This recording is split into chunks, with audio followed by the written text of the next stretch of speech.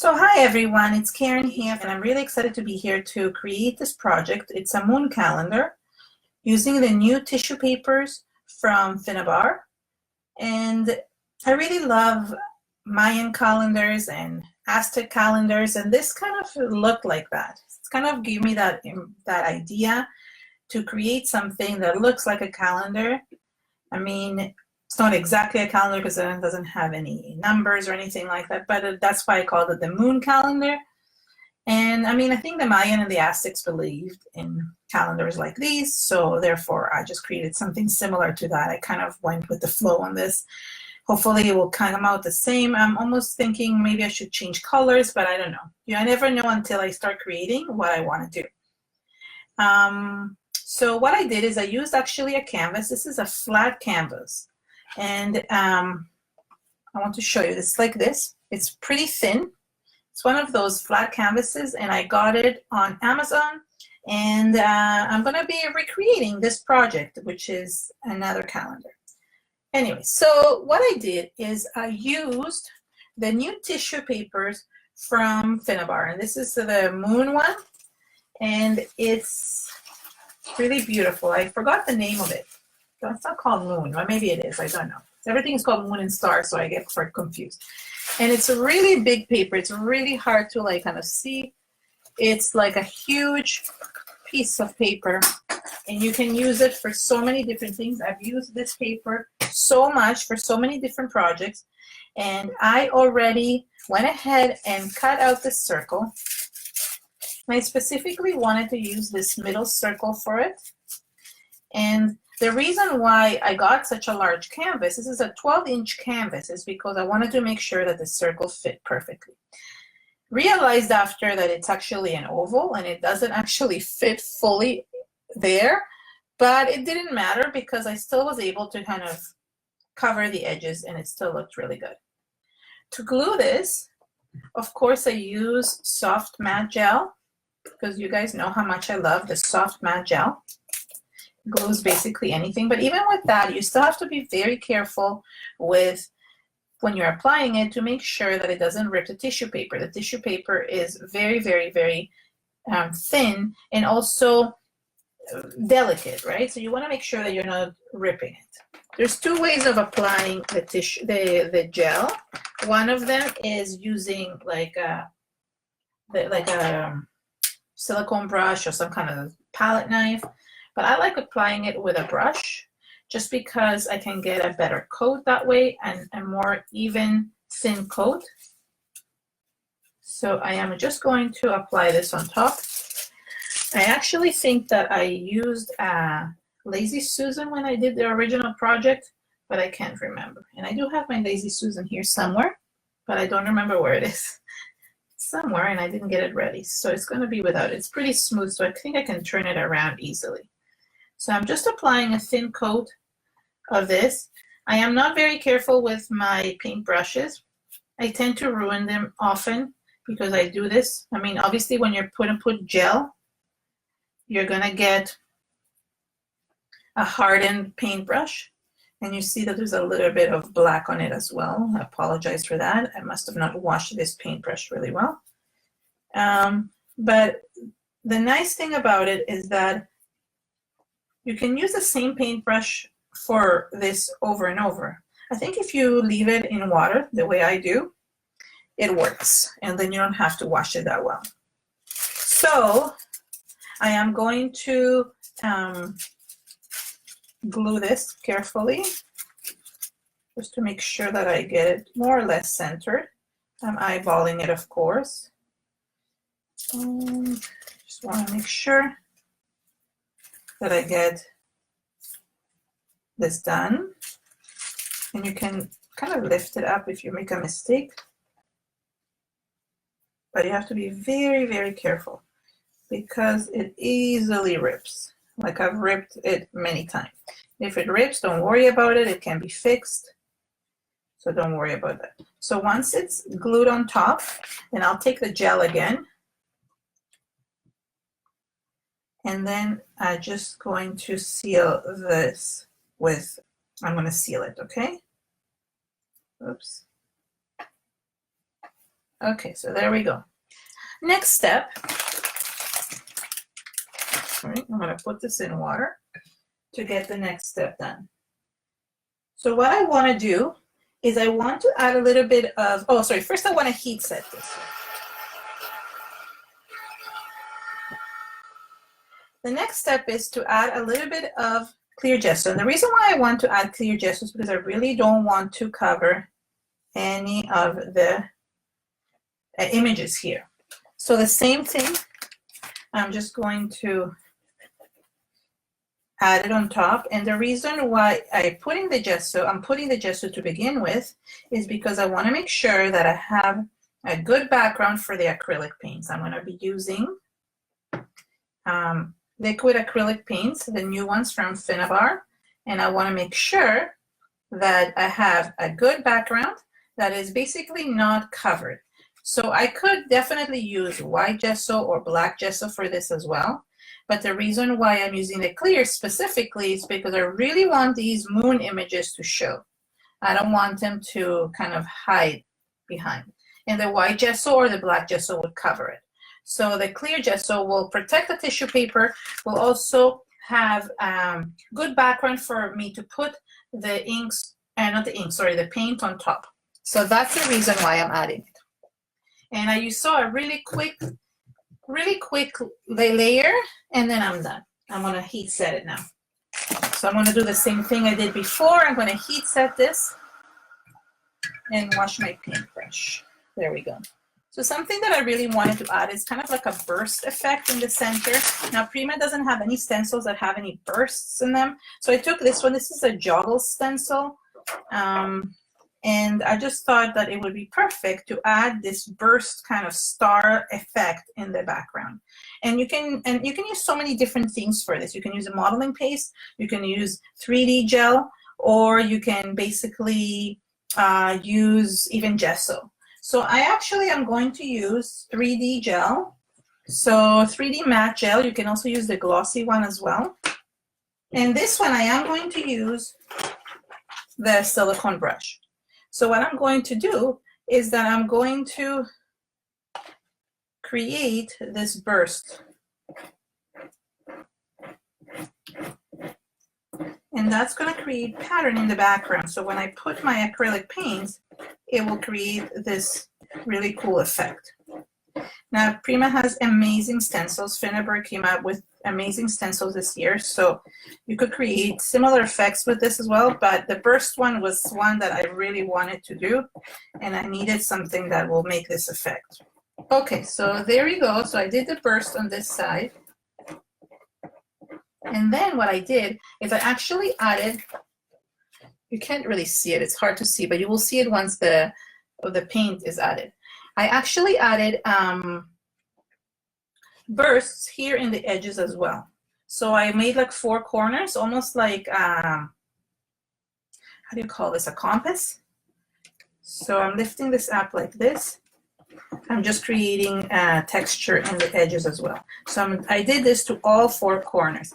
And as I said, you could use any type of medium that creates that 3D embossing effect, and it would work with this. So modeling paste, or like I did the 3D gel and so forth. So this is why I needed the Lazy Susan, because then all you do is you just turn it around. But it's easy enough like this. Okay, so now I'm going to do the other 4 corners carefully, because I just want that burst to go everywhere. So yeah, so because a calendar is, I don't know, tells time. Yeah, it's kind of like a clock, a calendar, a compass, all together. So yeah, north, east, south, west.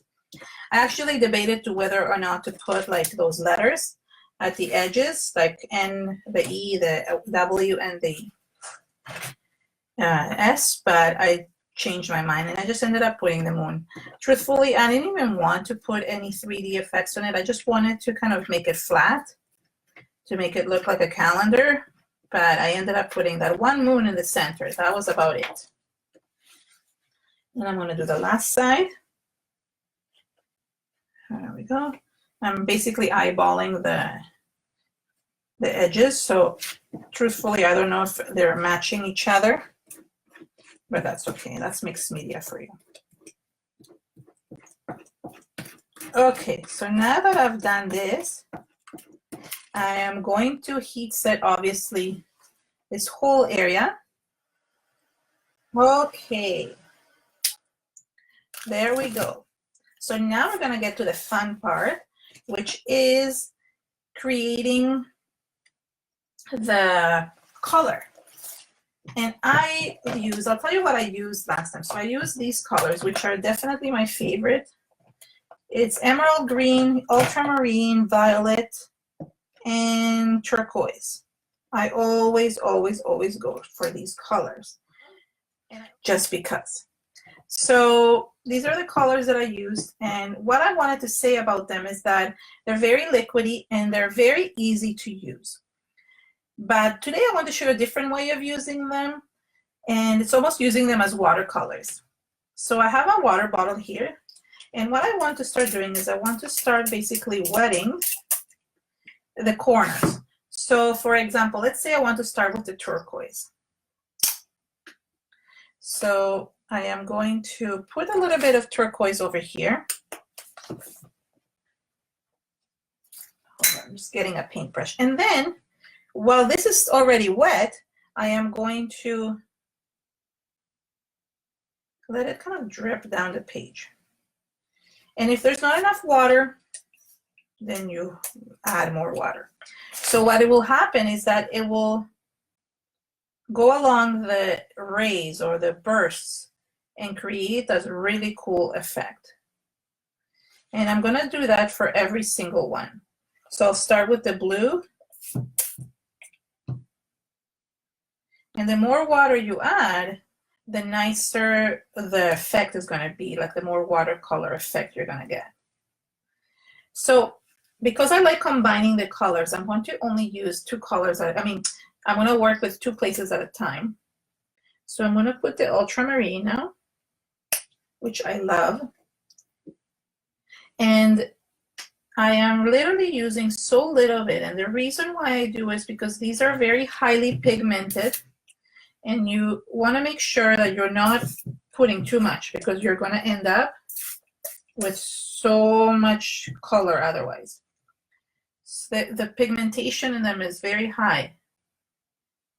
So I'm kind of painting and moving the paint at the same time. And for example, let's say that happens and you don't like that. You can always take a wipe and wipe it off. Since you put that gesso underneath, you're able to just wipe it off easily.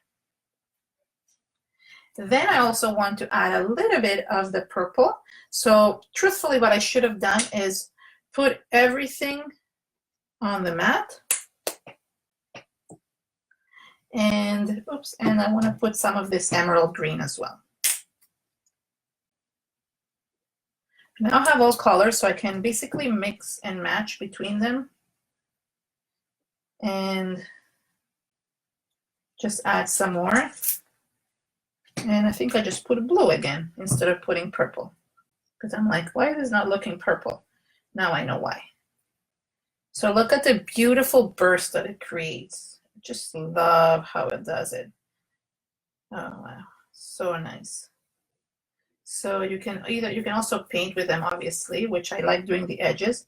So I just help like the water kind of move forward if it's not moving.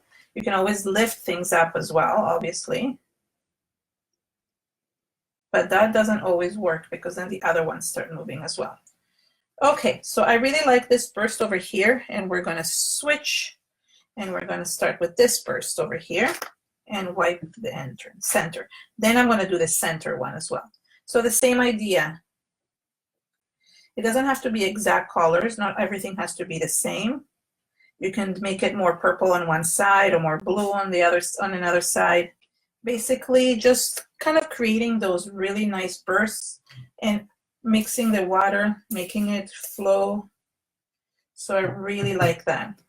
So there we go. I'm letting it flow this way. So really cool. I really love the effects that these give. There we go. Okay, turn. So now it's going to get tricky, obviously, because I'm trying to keep it all in once to kind of go into the center. Let's see, what color should I use now? Let's use the blue again and mix it with the green. So the two together will look really nice. And obviously some purple. So these colors can go really well together because they're from the same kind of family. So they go really well together. Obviously, you learn that by experience. I've used these colors a lot together for a long time.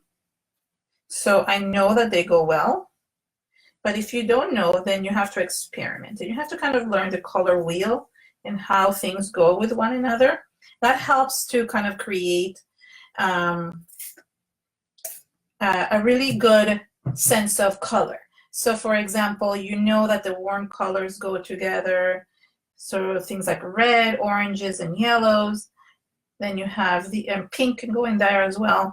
Then you have things like blues, greens, and purples.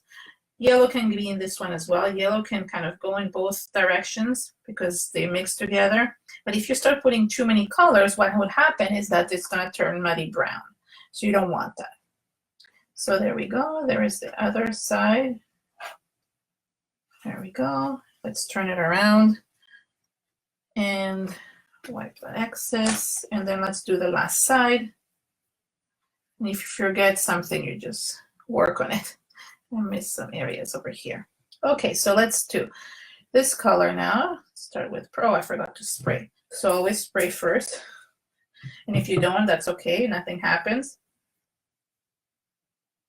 And really the beauty of them, sorry, I was out of frame a little bit. The beauty of them is that they work so well with water. And the more water you add, the more fluidity it has. So it makes it really, really nice. Yeah, somebody's saying the depth of the colors. Yeah, the depth of the colors are amazing. Like I do have to say they're so strong and really, really, yeah, like you're saying, deep, like it's really nice. Okay, now we have a lot of this color over here that I can use. So if you don't want to waste, the colors are kind of merging into each other, and that's okay because you can just add this. Now, if let's say you didn't want to add that white little piece on there, you can kind of take off an area, like the paint from in the middle, and then you have that face there. So if you're doing something like an art journaling where you don't want to have anything bulky, you could use the same techniques for art journaling or for any type of project. So it works as well with that as well, I meant to say. So I'm really liking this. It's actually darker than the other one I did. I don't know how I managed to do it darker, but you just never know what you're gonna get. When you're recreating a project, you just never know what you're gonna get. So now the only thing I want to do is kind of cover these. You don't want it to be white there, but you don't want it to be like too dark. So I'm kind of just blending the color that I have already. And if it's not watery enough, then I'm just going to add water so it will create that really nice blended effect. So that watercolor effect. And then I'm going to dry everything. So, oops, I want to go in this direction. The water also helps blending the colors together, which is really nice. Now, this one came out quite dark compared to the other one. Or maybe not, maybe the other one is just as dark.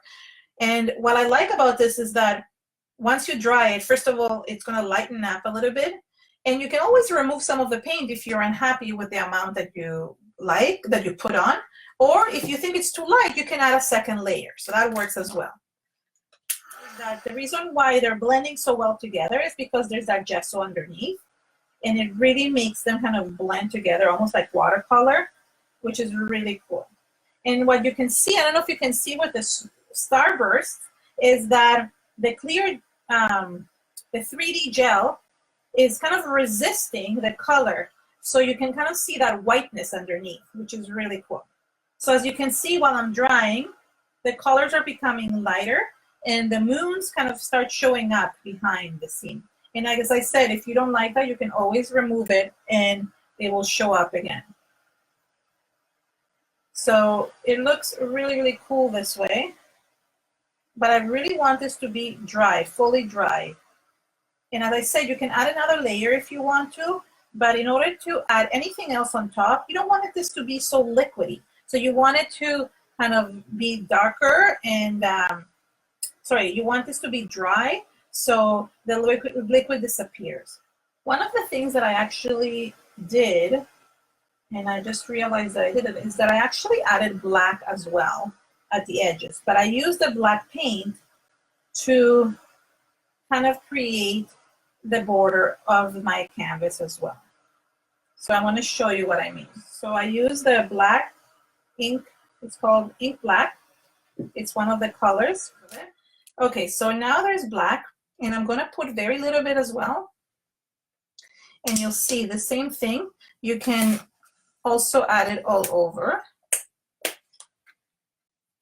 All right, let me grab a paintbrush. Okay, this one I might need to use a little bit more because I'm making it a little bit stronger. So you add the black, and then what you can do is you could actually add a little bit of water. For example, I'll show you what I mean. Okay, for this one, I do need a little bit more. Okay, so let me show you what I mean by this. So you can add the black, and then just give it one spritz, and the black will kind of go in the center and recreate that watermark, if that makes sense. Okay, so it will create that kind of shadow of the moon, I want to say. Okay, so the same thing here. And you see I'm using very little bit. And you can always complement this with black gesso if you really want to. Now you don't have to add this black. I like black. I think it complements things a lot, but you do not have to add this black. That's just personal taste, okay? I do like making borders around things. I always say this in my projects. I like making borders, especially around art journals and canvases, but you don't have to. That's something, that's just a preference. I just want to add a little bit more. And you could, as I said, like use a little bit of black gesso to complement this. So for example, I have the black gesso right here. It will give you a little bit of a thicker effect. So if, let's say, I'm not getting enough of the paint, I can always really go with the black gesso, which also reacts well with water, and just add it to the background. Okay, so I mean the circle is too defined for my liking. This is why I think what I did is I then sprayed the whole circle with water all around and let it kind of go into the circle. Do you know what I mean? I don't like it when it's all defined. So I'm just going to spin it here and just lightly spritz it. And that kind of blends things in. Okay, now I'm going to dry it again. You can always fix any mistake you make. I think I made a mistake over there by taking it off. I can add some more color then, I guess, afterwards. So if you made that mistake and you wipe off something you don't like maybe here and here, I know it's nice, it looks weird when it's wiped off like that. So once it's dry, I'm going to add a little bit more color. There we go. So I just fixed that area over here by blending some more color in it. So there we go. So you can always fix things. Don't worry.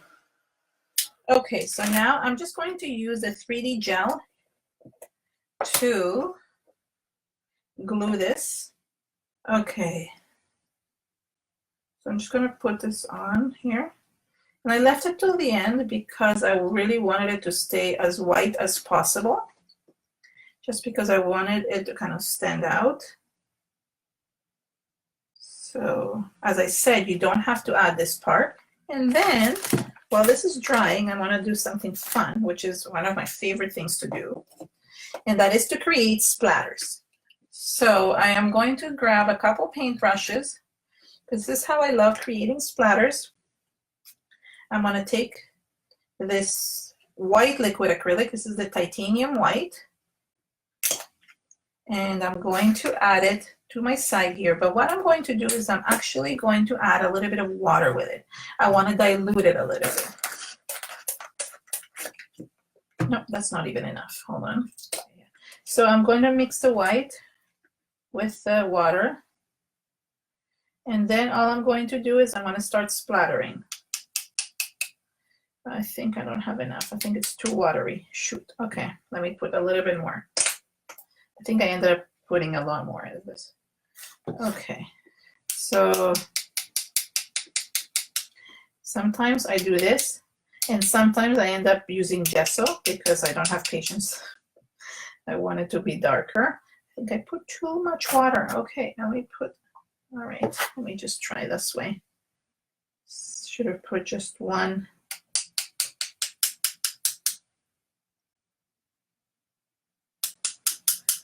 Okay, it's not working. I don't know why. Last time it worked, but I'm going to put some gesso, white gesso with it. That will just thicken it up and will make it quicker.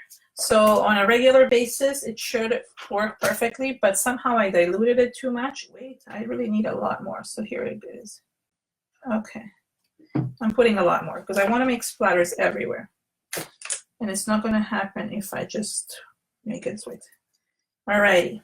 Maybe I did use gesso last time. I thought I used something else, but I might have used gesso for this because the white was too fluid. Okay, so now, oh my God, this goes everywhere. Why is it not working? You know when this thing's like everything works, but like what you're trying to do is not working? Not sure why it's not working. It's really aggravating me. Is it the paintbrush? I really apologize. It usually works perfectly.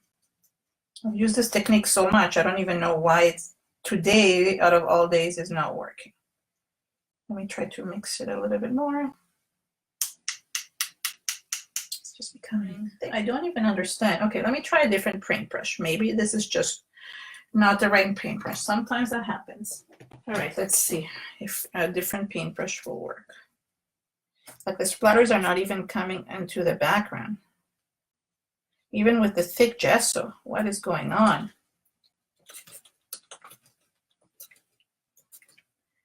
All right, let's try again. I'm going to be watering this down a lot more. Let's try now. Okay, now they're working. Wow, I was getting nervous for a second.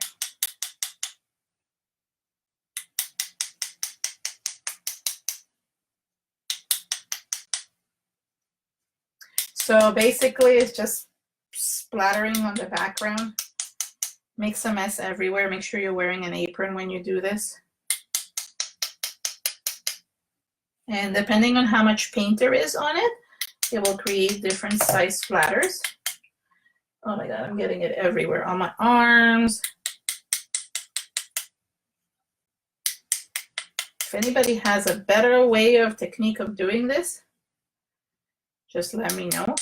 I haven't found anything. I tried splatter brushes. They just don't work the same. They don't create the same splatters like this. I really like these type of splatters, but I mean, obviously every person is different. I do feel like I need the white splatters because it needs to look kind of like a galaxy effect. And I find that this is the best way. And what I like about the paintbrush method is that, so when you start splattering, the splatters are bigger. But as soon as there's less paint on the brush, the splatters become smaller. and it creates two different size splatters, which is what I like. Okay, so I think that's enough because truthfully, I don't want to deal with this anymore. And what I'm going to do is with the rest of this is I am going to just kind of create the starburst a little bit. So I went in and I just added this on top.